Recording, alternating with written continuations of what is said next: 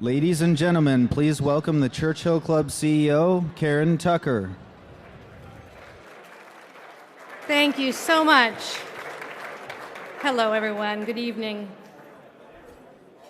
This is a happy and proud occasion as we celebrate the second annual Churchill Club Awards.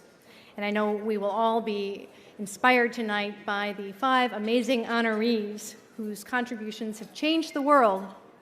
And I want to especially thank our member and partner Shell, the Platinum Innovation Champion and presenting award sponsor for this program.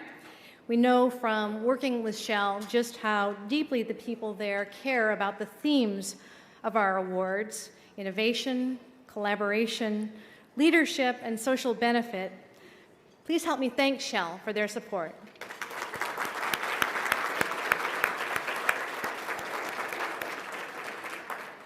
Our Gold Innovation sponsor, who will also present an award tonight, is KPMG. KPMG's commitment to supporting and driving innovation continues to impress us. Thank you, KPMG.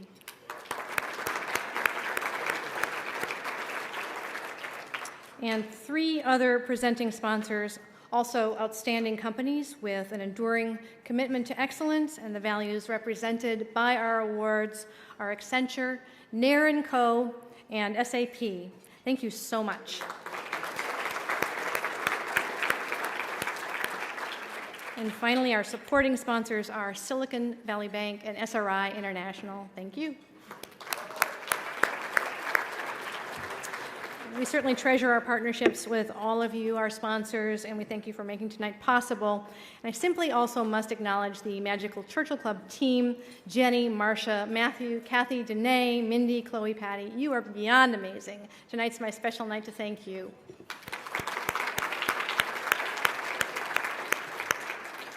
And our curatorial team for this event: Michael Moon of the Moon Agency, Avery Lyford of Propel Solutions. Your creative genius and passion for the Churchill Club is one of our secret weapons.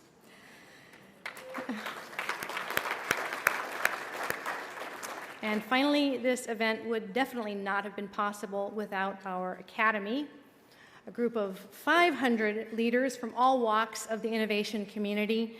The Churchill Club Academy submitted hundreds of nominations and votes and helped us identify the worthy recipients, and this truly did take a village. Thank you very much.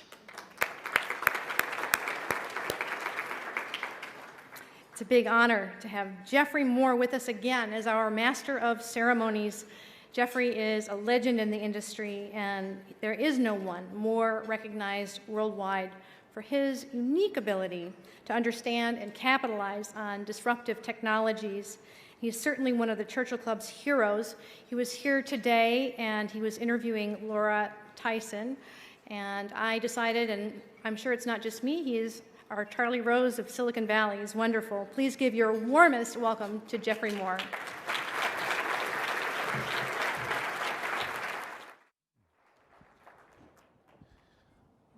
I definitely want Charlie's job. That is my job. Well, listen, just a couple of remarks before we kick this thing off. And basically, tonight's an award ceremony, and your first thought is, well, gee, how much do I have to stretch my arm behind my back to pat myself on my back? Is this Silicon Valley patting itself on the back once again? And probably that's not what's necessary. And it's certainly not the spirit of the Churchill Club, and it's not the spirit of tonight's awards.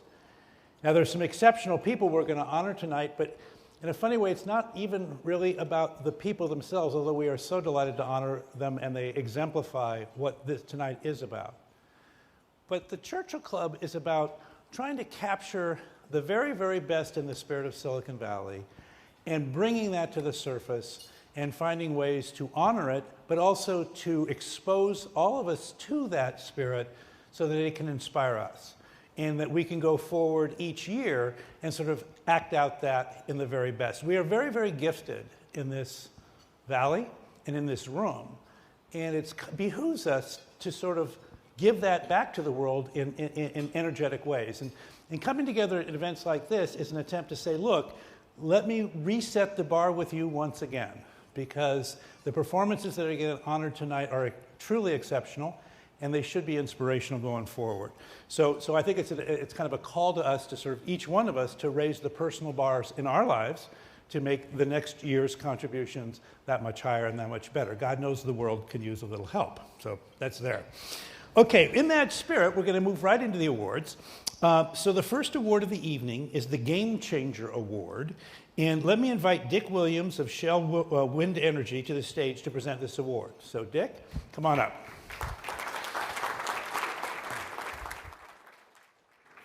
Thank you very much, Geoffrey. And, you know, I spent 28 years in Shell Pipeline. No one ever wanted to talk to me. I get the wind business, and I get to attend these really neat events. And it's a joy to me because I get to meet the people that I read about in Forbes and Fortune and USA Today. So it's an honor for me. You know, not all technologies are created equal. Some are nice to have, and how many of y'all can remember the Popeil pocket fisherman? You know, that's something that you really didn't need. But then you have some that you really can't think of living without right now. One of them is the smartphone. One of them is walking at home at night, turning on that switch in your house, and the lights just come on magically. Amazing. And the third one, as I noticed during the meeting today, was social media. And people very, very active on that. And at Shell, the innovation space is something that's core to us. And it is what we rely on to develop and deliver energy safely, efficiently, and sustainably to the world. And we take that very, very seriously. And at the core of this is a group called Game Changer. Y'all met some of those. They have the coolest business cards. They actually say Game Changer on them.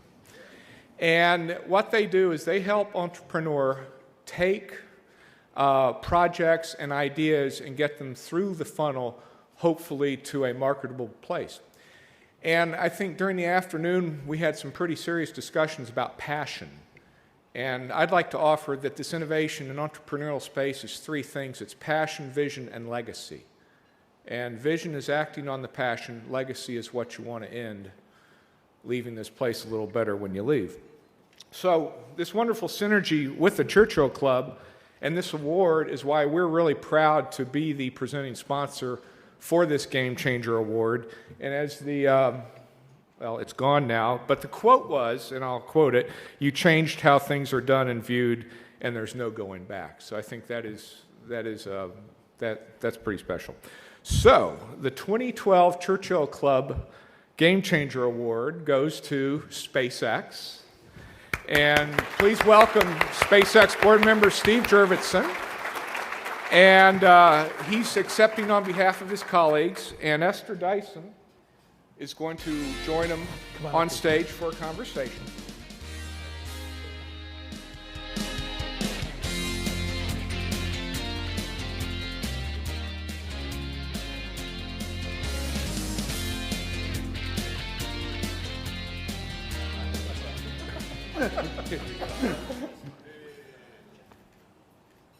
Okay, great. Okay. Thank you. Mm-hmm. Wear it with pride. Exactly. Well, how much is it going to cost to ship that up to the moon? Well, you know, it's getting cheaper and heavy, cheaper. right? You know, Cheaper and cheaper. That's right. Yeah, when Dick was talking, I was expecting him to say the third thing everybody needed was their own rocket ship. We do. Can't get enough. So, tell us first. Let's set a little context. Sure. Steve, who's a longtime colleague and friend and everything, what's your role at SpaceX? Why are you accepting this award on their behalf? Let's be polite. I mean, why am I here, right? No one at Yeah, how come SpaceX it's works in the not Bay Elon? Area. They're hard at work down at LA, McGregor, Texas, where we were last week for a board meeting, in Florida and elsewhere around the planet. And so it's only because no one else could come here that you got your last straw. We are, unabashed enthusiasts for the company and cheerleaders, and so I will take no shame in patting them on the back because it is their accomplishments we're celebrating tonight, nothing that I did. But I do serve on the board of directors, which is just an incredible experience. We were early investors in the company and continue to be as supportive as we can. Yeah, normally Steve is very, very humble, but tonight he gets to brag. Only about that. So, what makes SpaceX a game changer? Yeah, I think they are absolutely a game changer. As I'm sure, and I hope everyone in the room knows, they accomplished an amazing thing this year, right? Docking with the space station, the first time a private company's ever done so. You know, a couple years before that, they were the first time a private company had ever returned a spacecraft from Earth. These are activities, by the way, that only 4 or so governments have ever achieved, like the US and Russia and China. And many have failed in their attempts to do so, putting an entire nation's resources behind that. And here we have a South African immigrant who's never worked in the aerospace industry, making a go at it and succeeding the first time in those amazing endeavors that others thought he would fail at. It, to me, that is a game changer. Now, that is symbolic, of course, of something much more important that's revolutionizing the whole access to space, and that is they've already lowered the cost of getting into orbit tenfold. The ministers in China say, we can't compete on price. And how many industries do you hear the Chinese saying that? Right? They even went so far to say, even if we had access to the technologies that are only available to US companies, we still could not compete on price. And they say that even before trying to compete. They're just giving up, in a sense. They think it was a mistake, a typo on the website. Because SpaceX has what I call everyday low prices, the only company in the industry that lists their prices on the website. So they're not hidden. There's no negotiation. There's the price. No one's getting a special deal. So that's the beginning, right? A 10x is good in an industry of that scale and scope, billions of dollars. But really exciting for entrepreneurs all over the planet is to lower it another 100x further. So a 1,000-fold reduction in cost. That's their goal. And that's what they hope to achieve in the next few years. Right. And without beating up on NASA, how do they manage to do that? Well, it's not, NASA is not, it's not a NASA thing. It would be, how about a big aerospace defense contractor on a cost-plus contract? It's just a misalignment of incentives. So it is a shame how much certain things cost. And to be able to make this rocket that much cheaper, you had to pretty much do the whole thing in-house. About 80% of the entire rocket is built down in LA. You can't rely on a supplier that's used to cost-plus pricing or typical military industrial complex business as usual, as a key component. So they don't want to be held up. So they redesigned everything the way a software engineer would. Let's reuse electronics modules. Excuse me? With passion. With passion. You weren't here this afternoon, but passion. Passion. Oh my God, passion like you wouldn't believe, right? You walk into the SpaceX building, either McGregor, Texas, or the headquarters in Hawthorne, California. There is an enormous picture of Mars. It's like this is the prize that every employee walks by as they go into the building. Their visions are beyond that of governments right now, right? They're going to colonize Mars. That's why people join the firm. That's why Elon started the company. And everything else they're doing, this incredible business that happens to happen along the way, that's a byproduct. So what will be the result of us getting to Mars? The result? Well, the result will be an interplanetary species for the first time, which I think is one of those greatest hits of evolution. But what does that mean? What does it mean? You're asking to look a little farther forward than I expected this to. It's like, okay, so now we colonize Mars. What's next? I mean, come on. No, I think that would be obviously philosophically and symbolically a major step. We're a nation of explorers. This is going to be the great frontier. It makes more sense to go there than the moon or asteroids for a permanent colony. But ultimately, it's learning. It's diversifying away from near-planetary risks. And frankly, it's what motivates people to do crazy things, to work incredible hours, to try to build reusable rockets that in the near term have all kinds of great commercial applications, to try to build spacecraft that are safer than any that have flown before, that can land on other moons or worlds with propulsive landing. Why would you go through that effort as they're doing today? I think the more pragmatic, near-term answer to the question is the path to Mars creates incredible opportunities for all kinds of entrepreneurs to put up hundreds of satellites in place of one at a lower cost, right? Like one Earth observation satellite today versus a constellation of 100, where satellite updates are every hour or less, maybe every minute, everywhere on the planet, right? So you think about Google Maps, and if you're a farmer in Bangladesh, and you want to know, is my field flooding right now? To have access to all that for free, that's probably only 2 or 3 years out. And then 40 years from now, when you're a farmer on Mars, you'll have the same thing. Exactly. That's right. It'll probably be microbial conversion at first, off to terraform what the resources you have there to produce oxygen, first CO2, then oxygen. And it's going to be a great greenhouse experiment. So is Elon going to do synthetic bio next? No, but there'll be synthetic bio involved. So Craig Venter, NASA, and a bunch of folks are working on how you, in a sense, do a sample return without having to send a rocket back. So find microbes, sequence them, beam them back, recreate them on Earth to study them. That will happen where the rockets to get you there may be SpaceX rockets, but the biology, first we got to find life, which will certainly happen. Yeah. Just got to drill. Drill, baby, drill. You'll find life. By the way, you do on Earth, right? If you drill down not that far, you find more biomass under the Earth's crust, surface that is, than all animals on land and ocean combined, right? So if you go down, the unknown microbial mat entirely underground exceeds everything we know above ground and in the water. It's just like if you go inside your own body, you That's right. find amazing forms of life that people didn't realize. That's right. You're talking my Flickr post on that? Whatever. Yeah. So, talk a little more. I mean, one of the issues with space is it's become so safety conscious and so kind of encrusted with regulations. And if NASA were to run mountain climbing, nobody would ever climb Everest because it's too dangerous.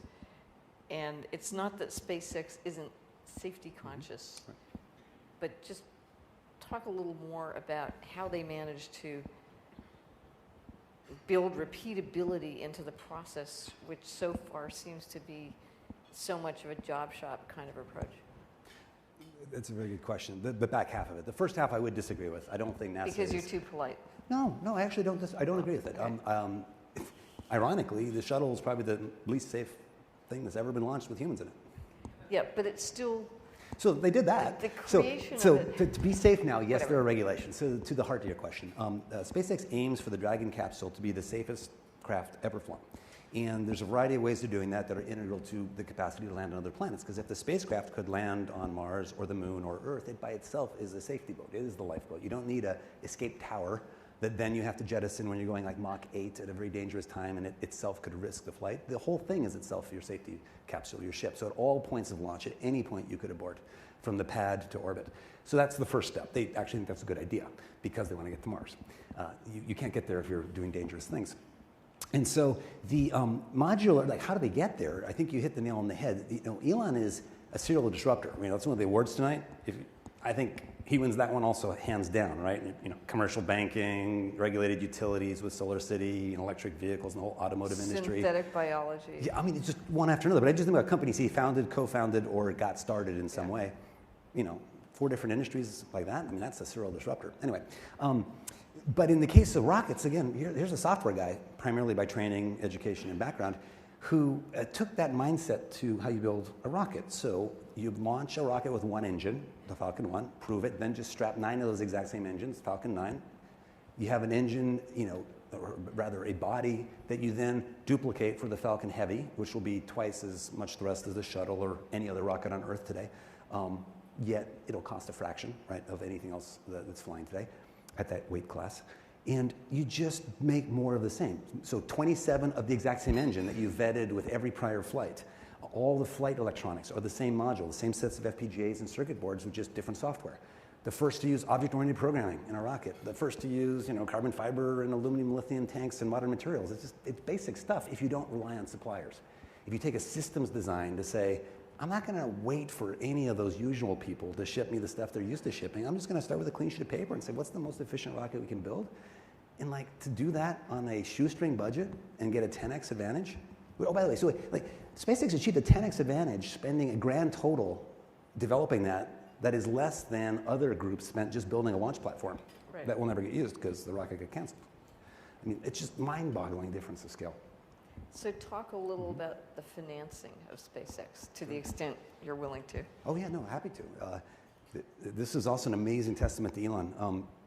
When we started without a background in this industry, no one would fund him, right? I mean, he didn't imagine he could, and nor did he succeed in getting anyone to put a penny into the company. He personally financed it to the tune of $100 million. At that point, he thought $50 million would be enough to get his first launch, to put a greenhouse on Mars. He found it took a bit more than 50. But with that, Typical Silicon I know, Valley. underestimated by just a nudge there. But that founding vision led to, first he thought maybe I'll just outsource. He spent many trips to Russia looking at their Dnepr rocket and just got very frustrated with the cost of launch. And he realized, the reason we're not going to Mars is that we throw away the rocket after each use. That's ridiculous. And how many airplanes would we fly if we threw them away? Any vehicle, cars, bikes, subways, every one of these makes no sense if you throw it away after one use. He's like, we got to build a reusable rocket, so I'll just go do that first. Then we'll colonize Mars. So he set out to do this, $100 million of his own money. It got pretty dark and dismal by December 2008 when he had spent all of his money between that and Tesla, and then went into personal debt, right, to a big extent, capitalize with his entire life's holdings of equity to keep both his companies alive in a really dark time when he had not yet had a single launch success. And over on the Tesla side, the cars were negative gross margin and a whole other series of problems that had to be worked through, which he needed to do. And he stuck with it. He was more risk immune than anyone I've ever met and more loyal to keeping those company lives than anyone I've ever heard of. It's just an astounding. He's really an American hero, in my opinion, in that regard.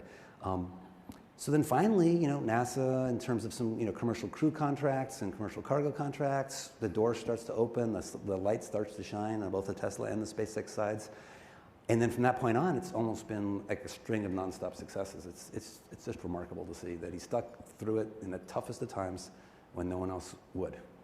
And when did you personally get involved?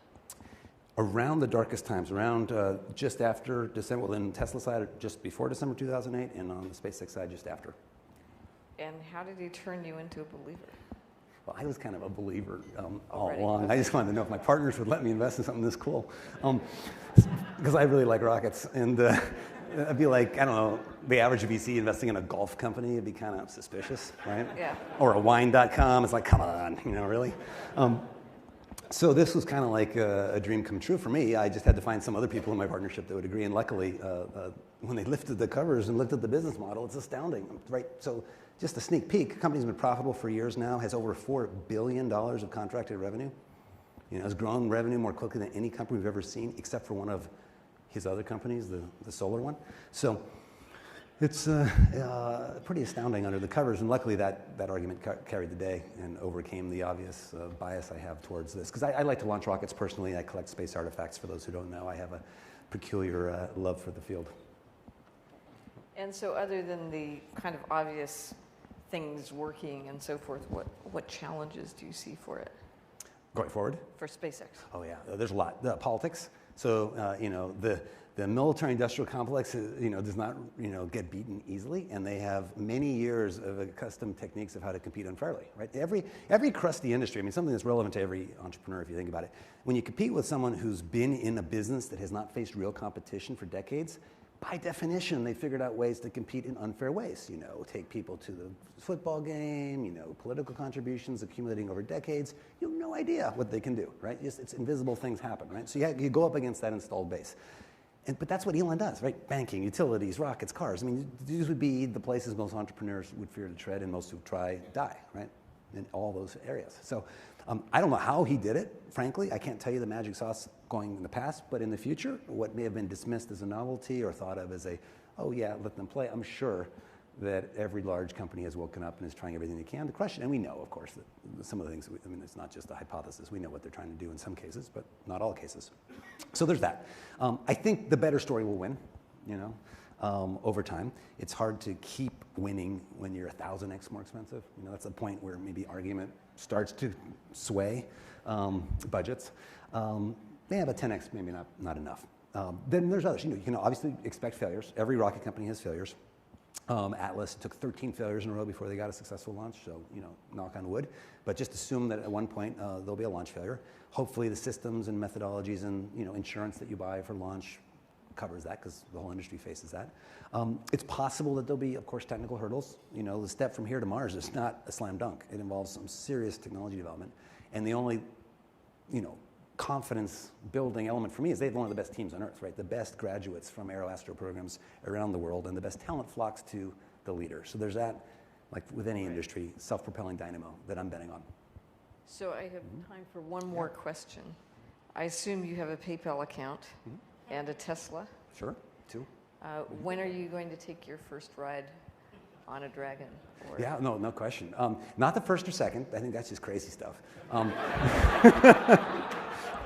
And there are much more deserving people that should go on those. So once there's a routine commercial space tourism market, which will inevitably flourish. It's not, but just to be clear, not SpaceX's focus. They're hardcore satellites and exploring the world. But inevitably, others will build a space tourism industry on top of this. There's already 2 space hotels in orbit and several more going up by other companies. They're testing their longevity and all this. So in orbit around Earth, the answer is like 3 or 4 years. So in orbit around Earth, actually not so true. Kids off to college. So 6, 7 years. Around Earth, that'll be safe and easy. Should be getting quick quickly to the cost of flying around the Earth, right? So you want to take 7 people in orbit, that should not cost more than flying a private jet of 7 people around the Earth. It should actually cost less. The marginal cost of fuel is less for that. Then I want to go around the moon. But not, like Apollo 10, I want to lower down, not land, that's kind of a big waste of energy, but lower down to a really low orbit, maybe 10,000 feet, so you can see, and then do an EVA and just kind of like coast, because there's no atmosphere at all. You can be in orbit very low. That's my dream. But not And then Mars? No, it's not my dream. It's your dream. You go to Mars, I'll be around the moon. Whatever. Thank you very much. Cool. This is great.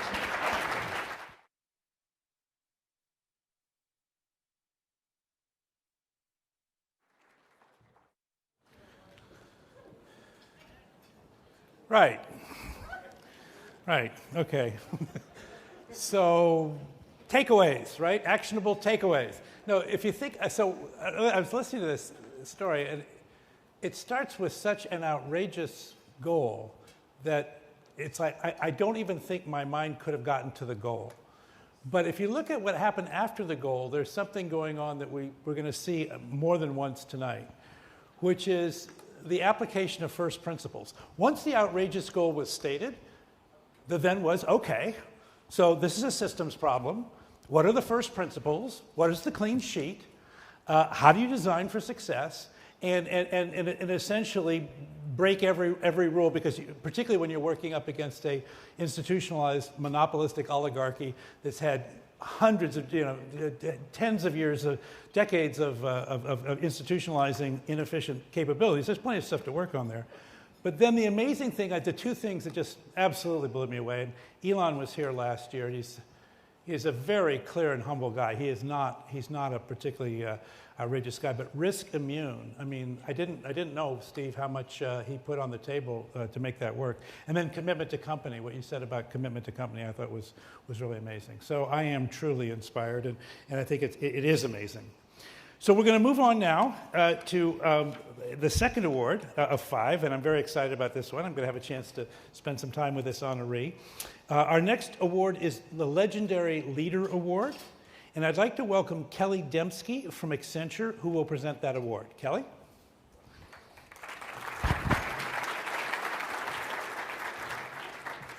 How do you follow space travel? Good evening, I'm Kelly Dembski. I'm director at Accenture Technology Labs in San Jose. I'd like to start by congratulating the Churchill Club for their leadership and the continuing to offer these game-changing programs which bring together some of the best people from around the industry. We thank you for including Accenture. The Legendary Leader Award is about inspirational leadership and contributions to others' innovation and success. When the Churchill Club asked its academy to nominate honorees for this award, they asked them to identify people who see a future of new possibilities, people who frame industry and societal needs to envision solutions in a way that is uniquely their own. And at Accenture, we believe that great leaders are also great mentors. And so of equal importance is the ability to recognize and develop talent and catalyze great teams. We asked for the legendary leader who had an enormous impact both at an individual level and through the contributions of the people that he or she helped along the way. As a Churchill Club member and supporter, I'm so pleased to be here this evening and have a distinct privilege of presenting this award to Vinod Khosla. Vinod will be joined shortly.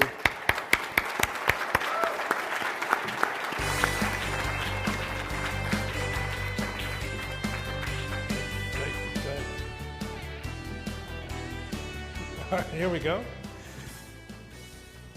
I think we're supposed to have a picture, a photo opportunity here. Why don't you get, Kelly, why don't you get over there? Okay, Ed.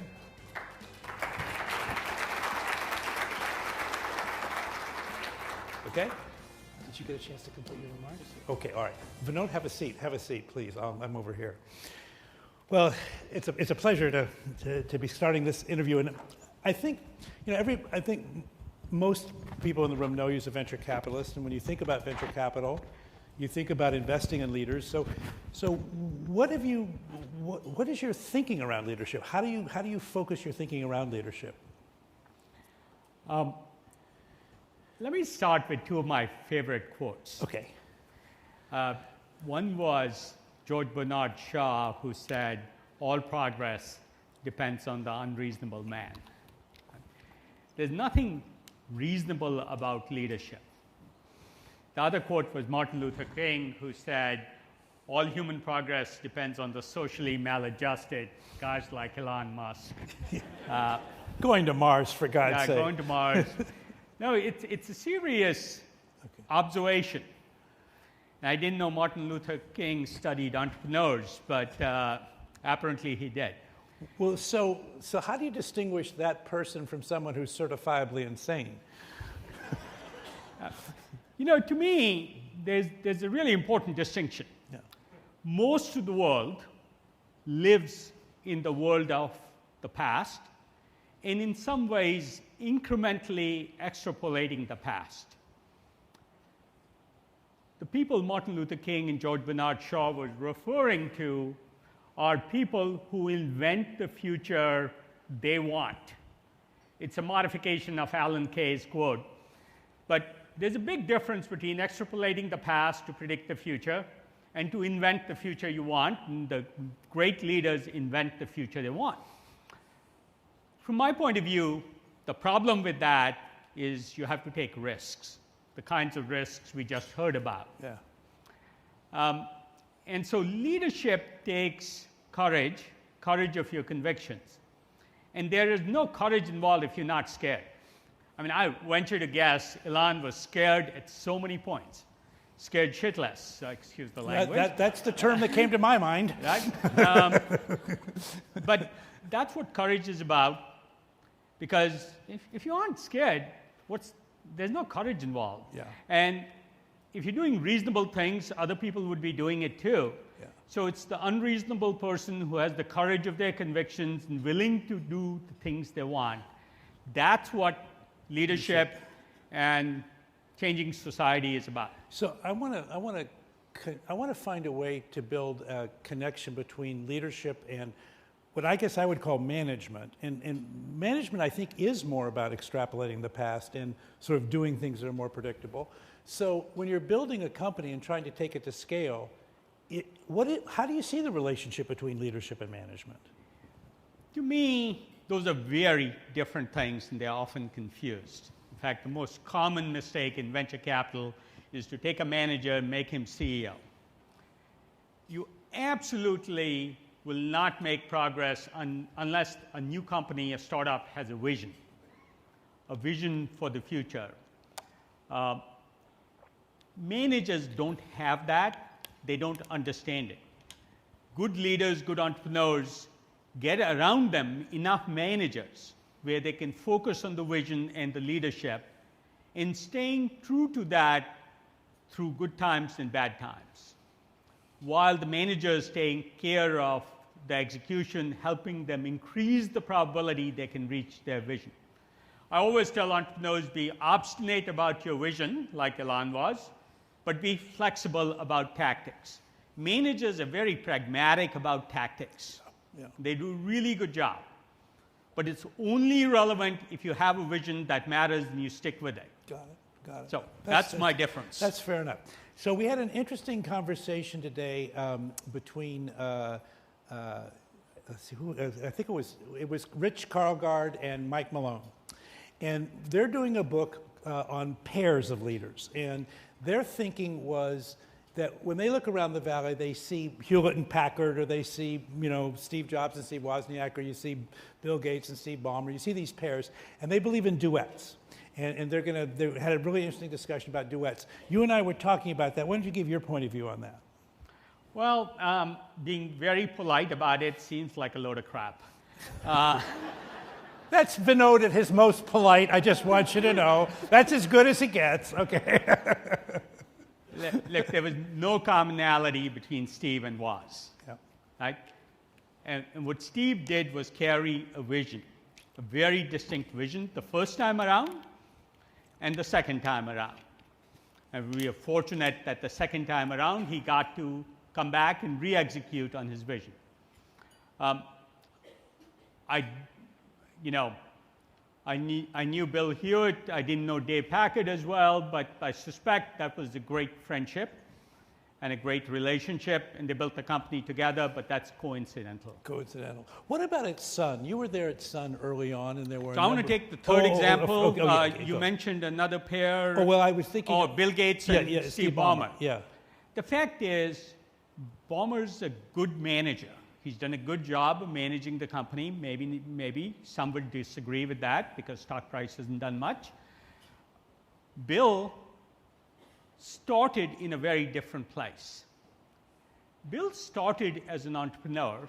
I've gotten to know him really well. Have you? And I think the first 10 years, he was a passionate entrepreneur, but not the kind of visionary he became over time. Interesting. I think Bill's become a real visionary over time. I don't think that partnership made a huge difference on Microsoft. And if some other CEO had taken the role at Microsoft, we'd still have a similar Microsoft. Okay. Maybe a little left, maybe a little right. So I don't think this duet theory holds. But you know, when you're writing a book, you got to find an interesting topic and hope you get in advance. Careful. Author, careful. My apologies. Speaking of authorship, you yourself have weighed in with the pen, not at the book level. A couple of articles, but one recently came out in TechCrunch where you were reacting to the Wired magazine article about, I don't know if you saw this cover article of Wired magazine, but basically Vinod's article is called, "To be a successful entrepreneur, do you have to be a jerk?" And he was kind of reacting to, frankly, the presentation of Steve as a jerk. So what was your key point in that article? What were you trying to do? This Wired magazine article that I had a visceral reaction against essentially said Steve was successful because he was a jerk. And nothing could be further from the truth. If you're going to be a leader, you have to have a point of view.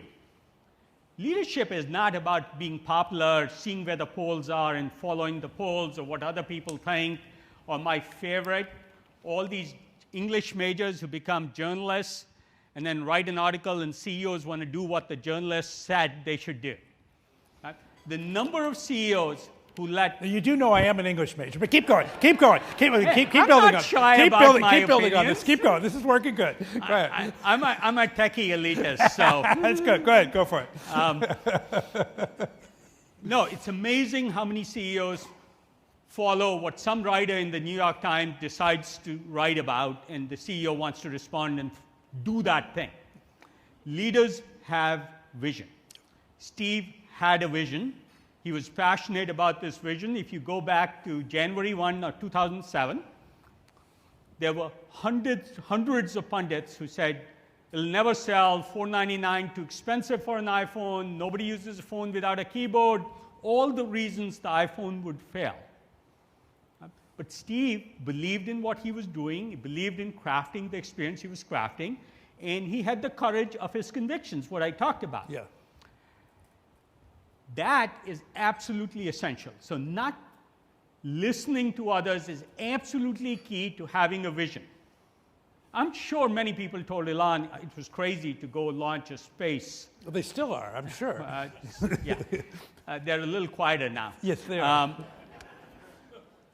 Part of that is also making sure you don't compromise your vision. So one of the things this article talked about was don't tolerate B players.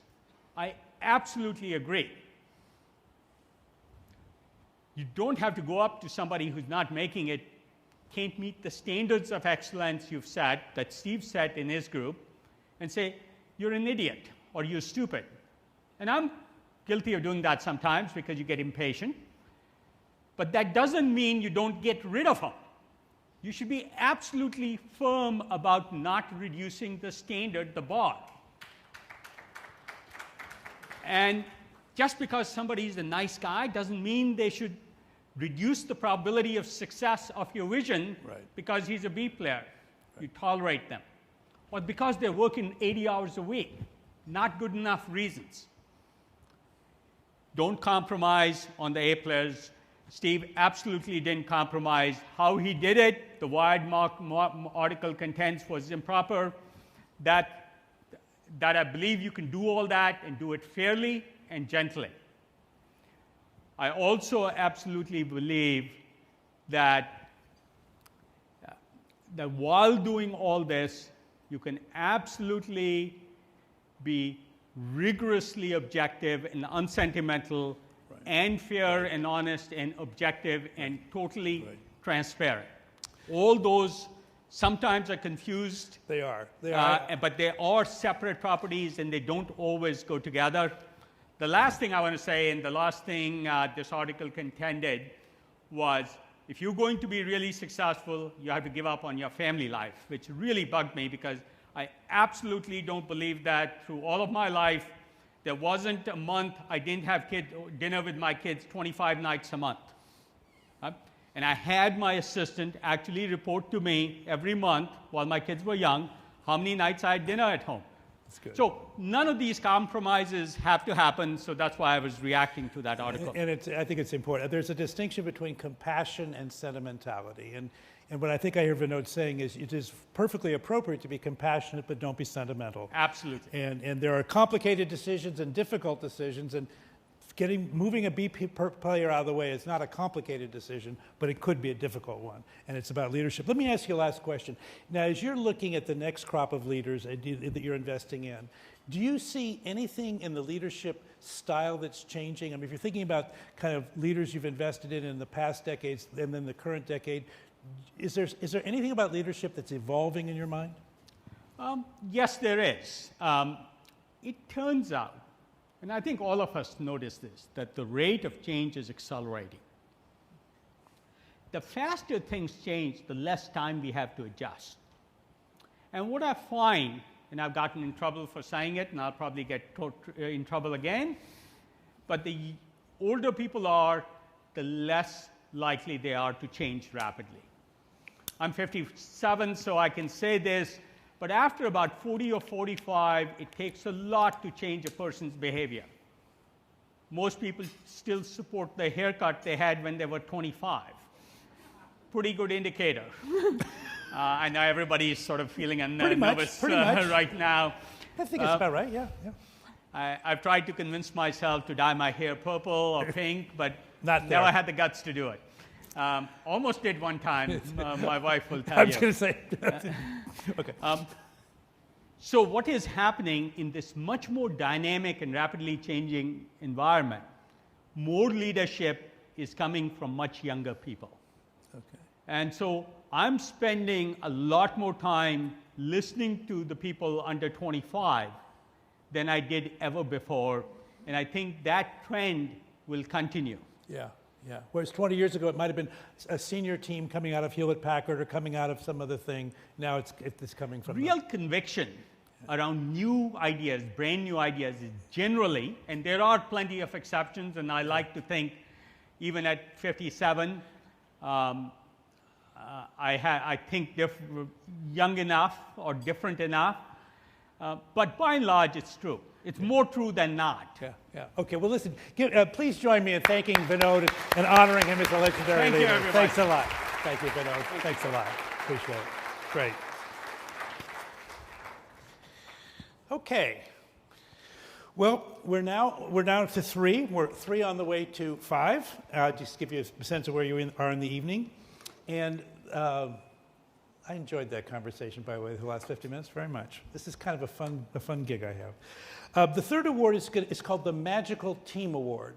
And one of those young people that Vinod was just referring to is going to come up here and accept it on behalf of his colleagues in his company. But the award is going to be presented by Sir Alan Collins of Nair & Company. Alan, would you please come to the stage?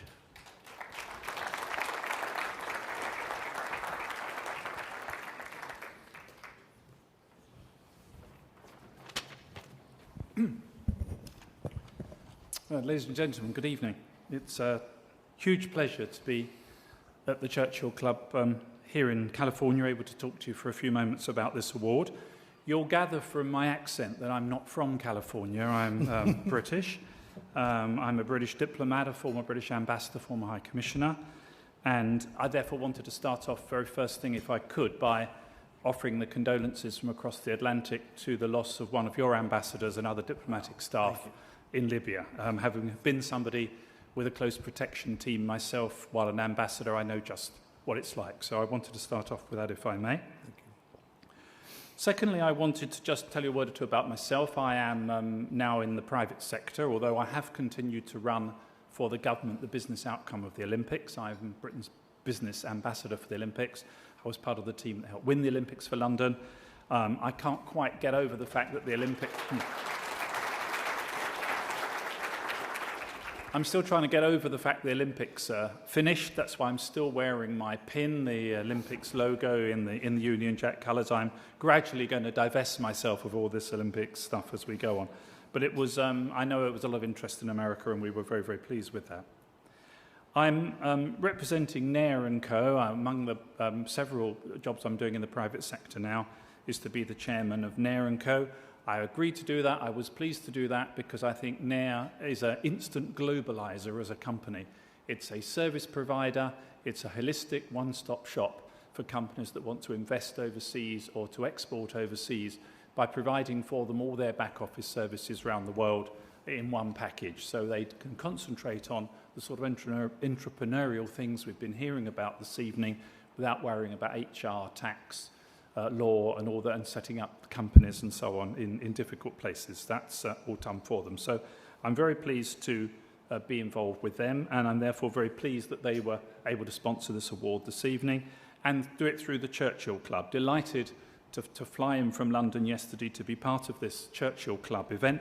Churchill Club's fame extends beyond Silicon Valley. We know about the Churchill Club in the UK. It's marvellous that it has the name of one of Britain's greatest leaders, somebody, of course, who I think epitomises the close relationship between Britain and America. And after all, that's a relationship that exists today. It's not something in the past. Our soldiers are fighting side by side in Afghanistan at this very moment.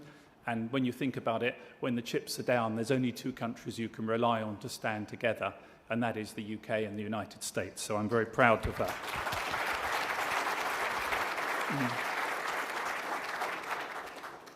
Now, in terms of this award, there are occasions when... It's not me, it's the chairman who is banging his microphone. There are occasions when you come across a company or organisation with a team or division that transcends expectations and manifests a sublime product or service. It might have resulted from years of work, or it might have resulted in a more flash of magic, one of these inspirations that comes upon us from time to time. There's a great team at Nair, so I know about this sort of teamwork, and there's a great team at the organisation that we're going to present and honour with this award now. So it gives me huge pleasure. It was worth flying across the Atlantic to be able to say that the 2011 Churchill Club Magical Team Award goes to Box. And I'd like to welcome Aaron Levy to receive the award.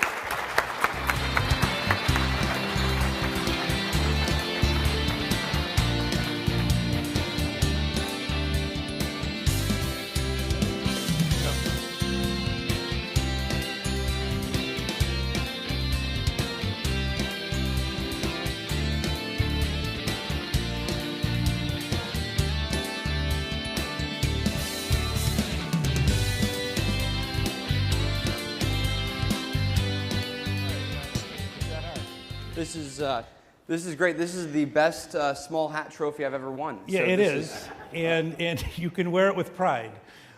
Very good. By the way, did somebody leave theirs up here? Yeah, no, I'll bring it back to Vinod. Yeah, okay, thanks. Okay, all right, Yeah. okay. Just wanted He wanted me to have two. Thank you. It was good. Very good, thank you. Okay, so magical team. So what's magic? I mean, so what do you think the magic, if there is magic at Box, what do you think the magic is?